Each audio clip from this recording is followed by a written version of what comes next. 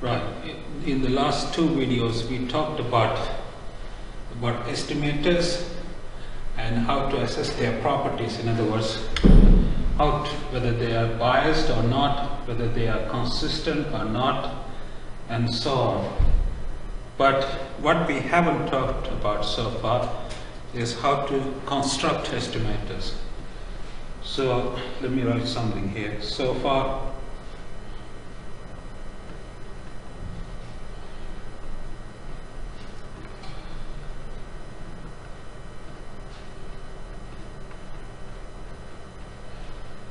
we talked about estimators, and their biases, their bias and MSCs. But what we haven't talked about is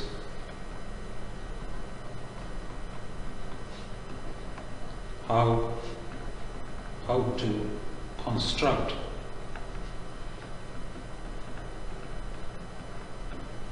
estimators.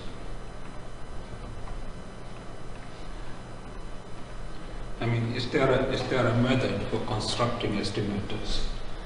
Now, one of the most popular methods,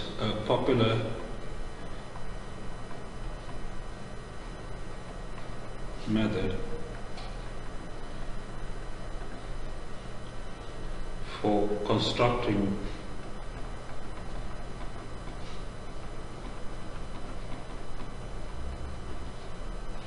estimators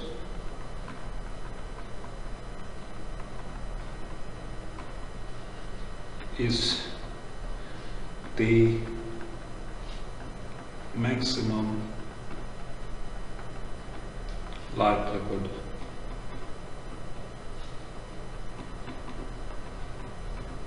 is known as the maximum likelihood method. So that's what I'm going to talk about in this video. I will describe the maximum likelihood method, right? So give me 1 second. All right. In the next page, I'm going to start talking about the method of maximum likelihood.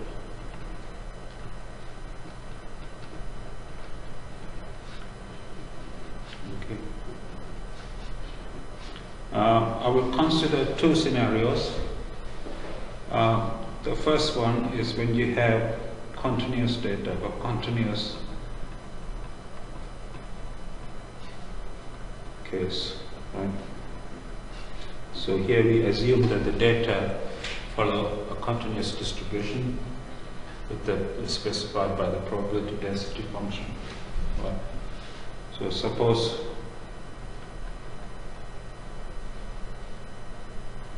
x1 to xn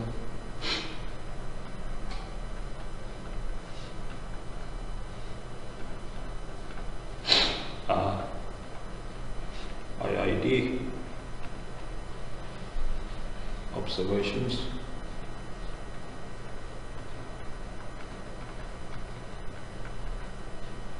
from a continuous distribution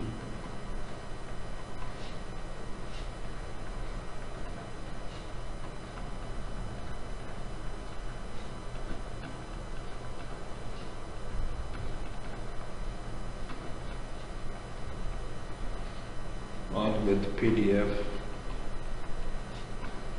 probability density function specified by this with parameter theta, right? Where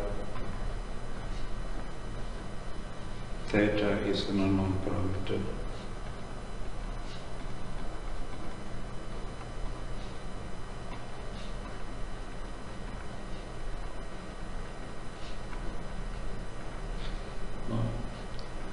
The ML estimator, ML stands for obviously maximum likelihood estimator,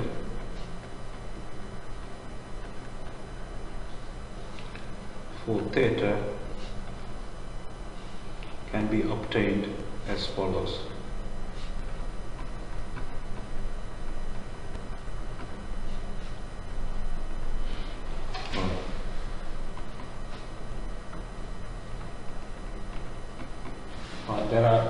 There are a few steps you need to follow to obtain the maximum likelihood estimator. The first step is to calculate the following: L of theta, defined as the product I from 1 to n of the density function at xi, right? Which is known. This is known as the likelihood function.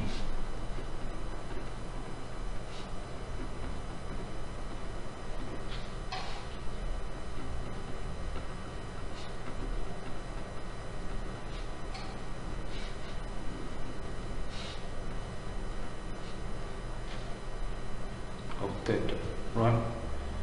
And the second step is to take the log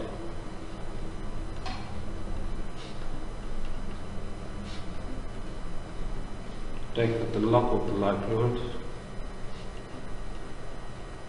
So remember, taking the log of the product, it becomes the sum of the logs. This is one property I gave you right at the beginning under the preliminary section. So it becomes sum of,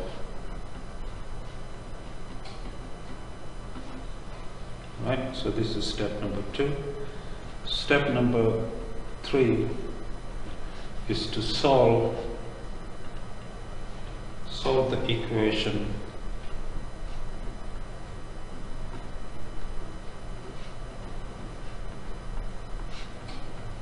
right. Let me call this equation star for later use. I've solved this equation. So you're taking the derivative with respect to theta of this and setting it to 0. And you solve this equation for theta. Right. And step number 4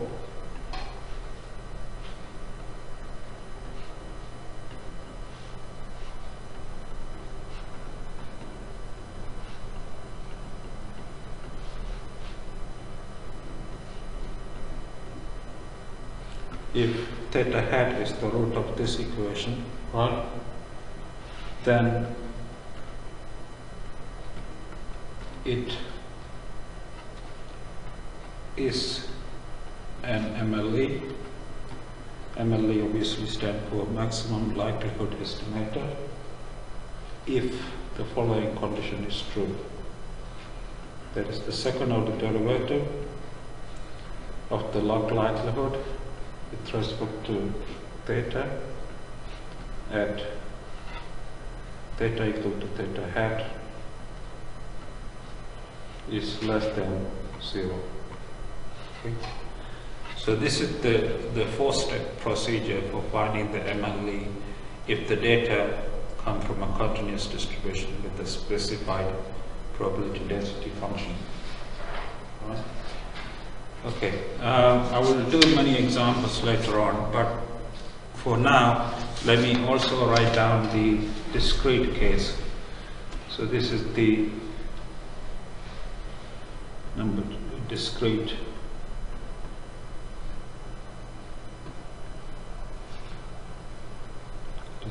case. Right.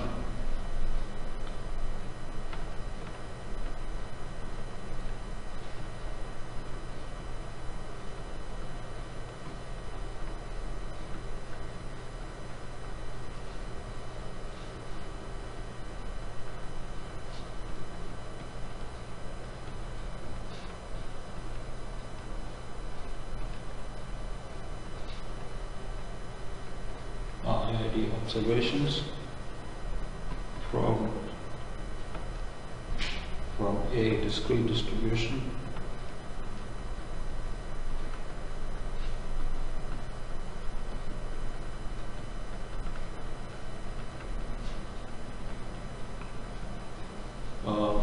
with the probability mass function PMF specified by P dot parameter theta, where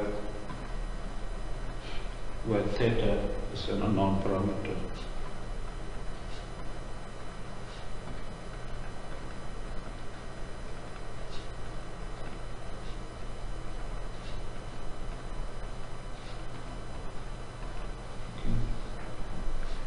Then the ML estimator, the maximum likelihood estimator for theta can be obtained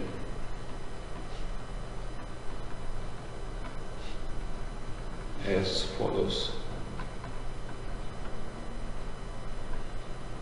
So we need to, so this is the procedure. The first step is to calculate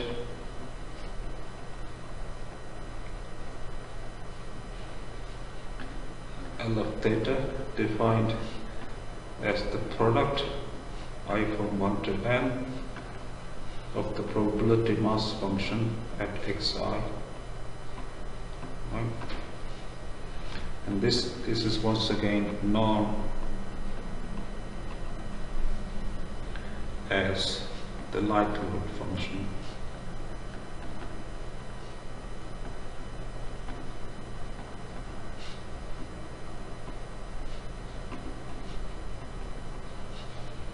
Of theta. Okay. The second step is to take the log. Take the log of the likelihood, so it becomes log of L theta, which is the log of this. So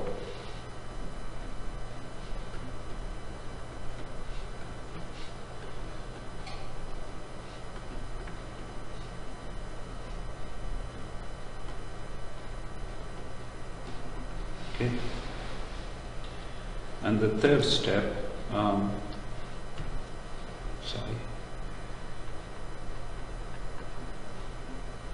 is to solve the equation. That is, you differentiate the log likelihood with respect to theta and set equal to 0, right? And you solve this equation for theta. Right, let's call this equation once again stop. Right? And the final step, step number 4, if theta hat is the root of star, right, then it is an MLE. It is an MLE, maximum likelihood estimator, provided the following condition is true. That is, the second order derivative, the log likelihood at theta equal to theta hat is a negative number. Alright? So the procedure is more or less the same as in the continuous case. The only difference is the likelihood is defined as the product of the probability mass function and not the product of the density function, because here we are dealing with discrete data, and as you know, discrete random variables are specified in terms of probability mass functions. Right. All right. Now, before I do examples, I would like to state some properties of MLEs. Right. So these are some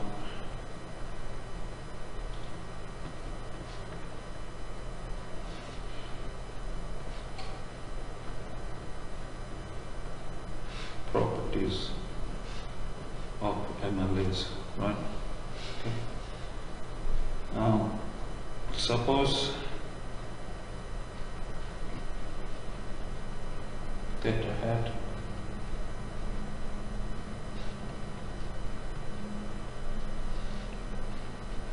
is an MLE of theta based on a sample of size n.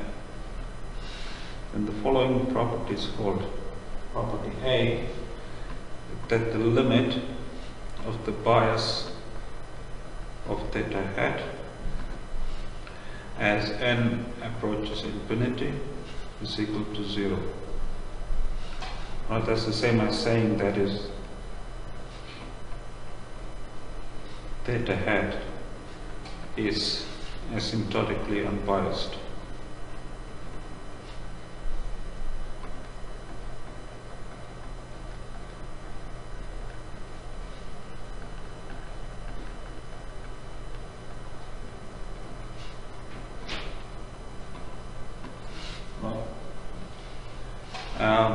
Property B says that the limit of the MSC of theta hat as n goes to infinity is 0. That is, theta hat is consistent for theta. Right. That's property B. Property C is the following: the root of n times theta hat minus theta approaches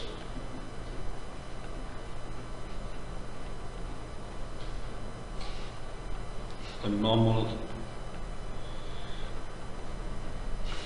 random variable as n approaches infinity, right? And this property is known as asymptotic normality.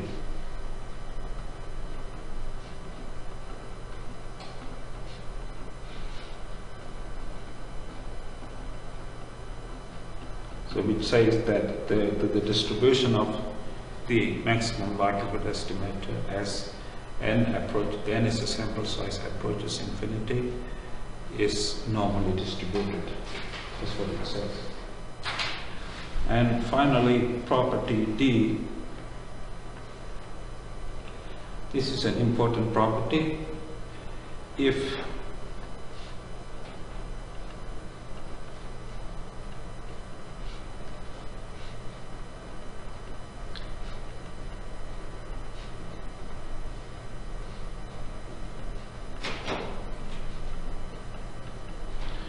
G is a one-to-one function, then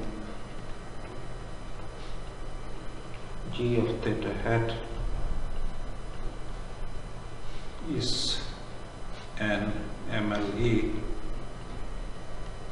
of G of theta. Okay, so I hope you know what a one-to-one function is, that, right? That means that for every x there's only one y. Okay, so if G is a one-to-one function and you have an MLE theta hat of theta, then the MLE of G of theta is G of theta hat. Right? We will do examples later on. This property is known as the invariance principle, or invariance property, or sometimes invariance principle of MLE, right? And I don't expect you to know the proofs of any of this property, so I only be able to apply these properties in practice. And as I said, I will do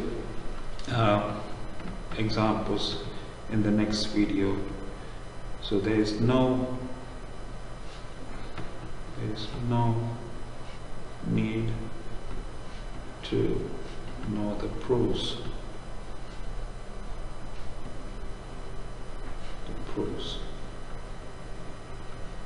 Of these properties. All right, and then so this completes the video on MLE, or maximum likelihood estimation. And in the next video, I will do many. I hope to do about 10 examples on maximum likelihood estimation.